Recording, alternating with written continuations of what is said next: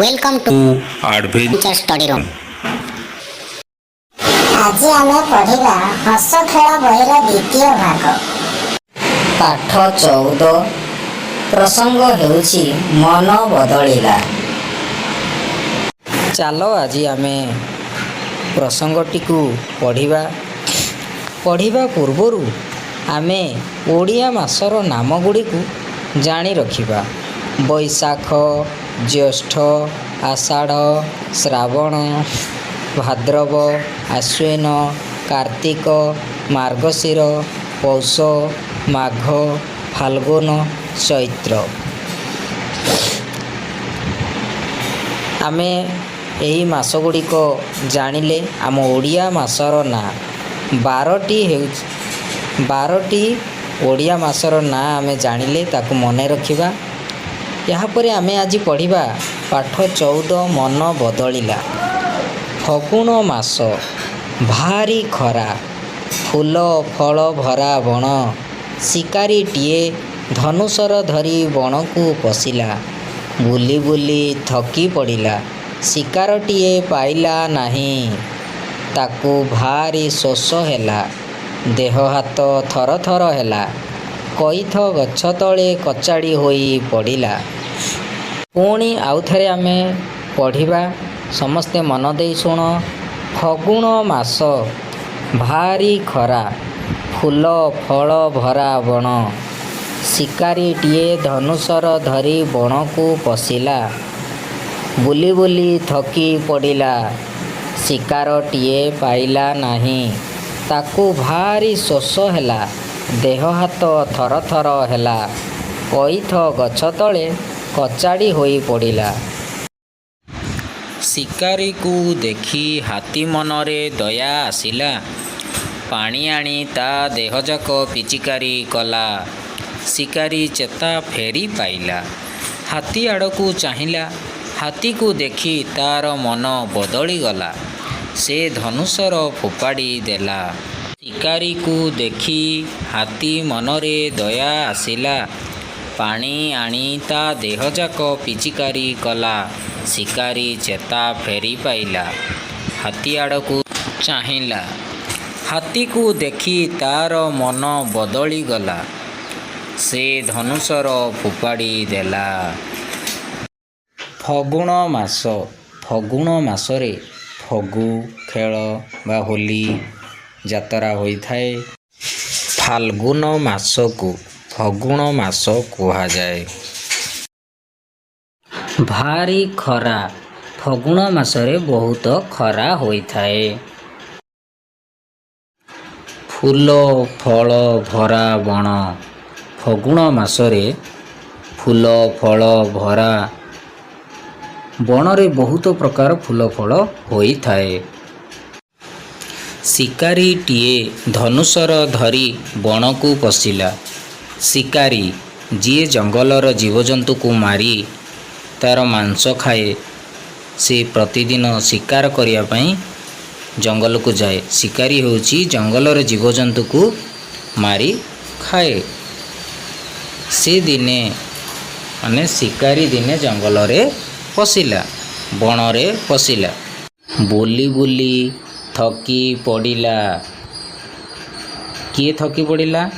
ନା ଶିକାରୀଟି ଜଙ୍ଗଲରେ ବୁଲି ବୁଲି ଥକି ପଡ଼ିଲା।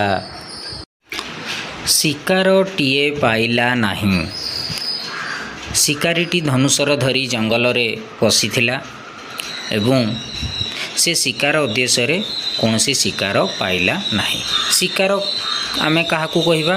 ଶିକାର ହେଉଛି ଯେଉଁ ଜୀବଜନ୍ତୁଙ୍କୁ ମାରି ଖିଆଯାଏ, ସେଗୁଡ଼ିକୁ ଶିକାର କୁହାଯାଏ।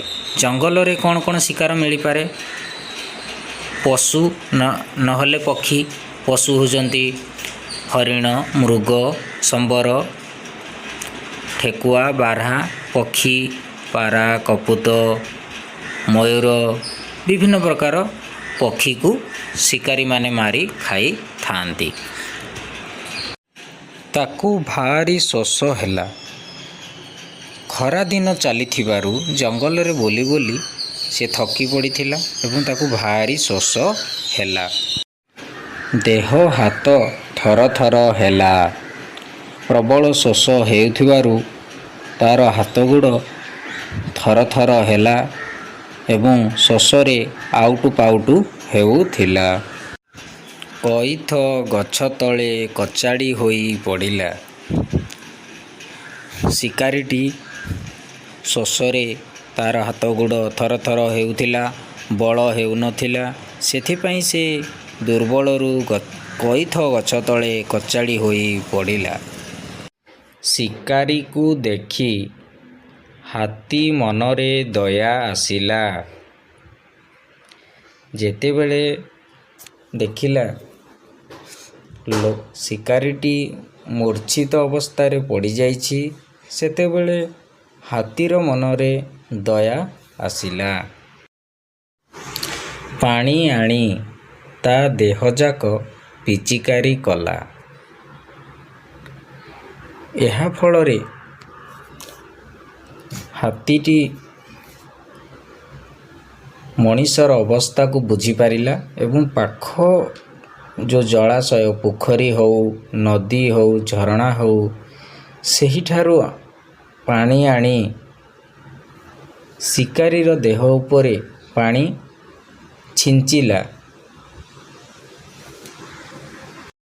ଶିକାରୀର ଚେତା ଫେରି ପାଇଲା।